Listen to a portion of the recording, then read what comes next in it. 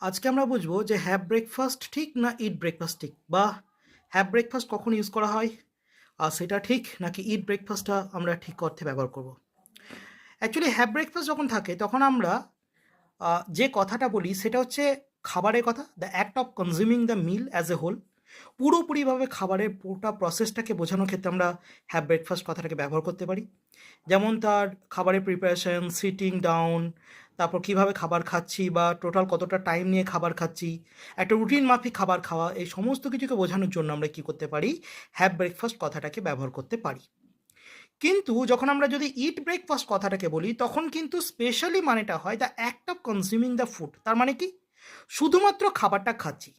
Breakfast একটা technical term যেটাকে আমরা খেতে পারি না, আমরা ব্রেকফাস্টের মধ্যে যে খাবারগুলো আছে সেটাকে খেতে পারি। তাই এই নিচের পার্থক্যটাকে দেখানোর চেষ্টা করছি। হ্যাভ ব্রেকফাস্ট বললে এন্টায়ার এক্সপিরিয়েন্স অফ ব্রেকফাস্টের কথাটাকে বোঝানো হয়, কিন্তু যখন আমরা ইট ব্রেকফাস্ট বলবো তখন সেটা কনজামশন অফ ফুড, মানে কী কী খাবার খেলাম সেই ব্যাপারটাকে বোঝানো হয়। সেই জন্য দুটো এক্সাম্পলও দিয়েছি।